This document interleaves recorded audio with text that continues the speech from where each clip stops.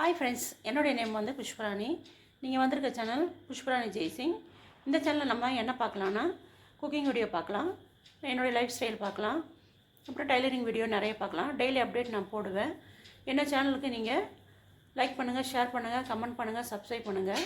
வாங்க நம்ம வீடியோக்கு போகலாம். ஹாய் ஃப்ரெண்ட்ஸ், இன்றைக்கி நம்ம புஷ்பராணி ஜெய்சிங் சேனலில் என்ன பார்க்கலான்னா, ஒரு சமையல் வீடியோ பார்க்க போகிறோம்.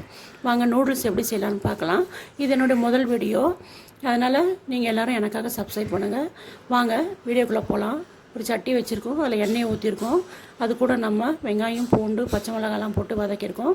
வெட்டி வச்சுருக்கிற கேரட்டு, பீன்ஸையும் அது கூட போட்டு பாதி பதம் வேகிற அளவுக்கு நம்ம நல்லா வேக விட்டுருக்கலாம்.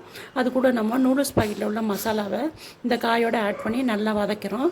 அது வதங்கினதுக்கப்புறமா நம்ம அது கூட ஒரு முட்டையை நம்ம சேர்க்க போகிறோம்.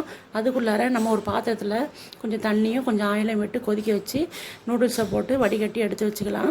முட்டையை உடச்சி ஊற்றுக்கலாம். நான் வந்து ஒரு முட்டை ஊற்றிருக்கேன். உங்களுக்கு எத்தனை முட்டை வேணுமோ அது உங்களுடைய ஆப்ஷன் தான். நீங்கள் எத்தனை முட்டை வேணாலும் ஊற்றிக்கலாம். அந்த முட்டை கூட வந்து நம்ம உப்பு, கொஞ்சம் மஞ்சத்தூள், கொஞ்சம் மிளகுத்தூள் போட்டு நல்லா ஃப்ரை பண்ணிக்கிறோம். நல்லா ஃப்ரை ஆனதுக்கப்புறம் காய் கூட அதை சேர்த்துருவோம். அதுக்கு பிறகு நம்ம வடித்து வச்சுக்கிற நூடுல்ஸை அது கூட ஆட் பண்ணிக்கலாம். ஆட் பண்ணி நல்லா கிண்டி விடணும். கிண்டி விடும் பொழுது அது ட்ரையாக இருக்கும்.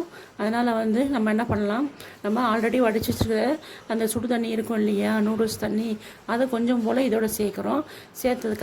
சேர்த்தாக்கா அந்த மசாலாலாம் இதோட கொஞ்சம் லூஸாக இருந்தால் மசாலாலாம் அதோட சேர்ந்து நல்லா மிக்ஸ் ஆகும். அதுக்காக சேர்க்குறோம். நீங்கள் ஃப்ளேமை வந்து ஸ்லோவாக வச்சுக்கோங்க. அப்புறம் இன்னும் கொஞ்சம் இருக்கிற மசாலா தூளை இதோட நம்ம வந்து கலந்துக்கலாம்.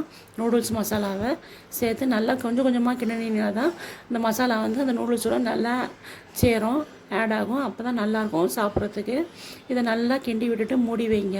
இதுக்குள்ளே நம்ம சேனல் நீங்கள் லைக் பண்ணுங்கள், ஷேர் பண்ணுங்கள், கமெண்ட் பண்ணுங்கள், சப்ஸ்கிரைப் பண்ணுங்கள்.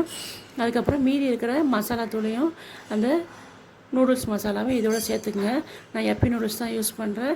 நீங்கள் என்ன நூடுல்ஸ் யூஸ் பண்ணுவீங்கன்றதை கமெண்டில் சொல்லுங்கள்.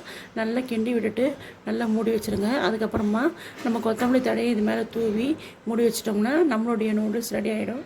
Thank you friends.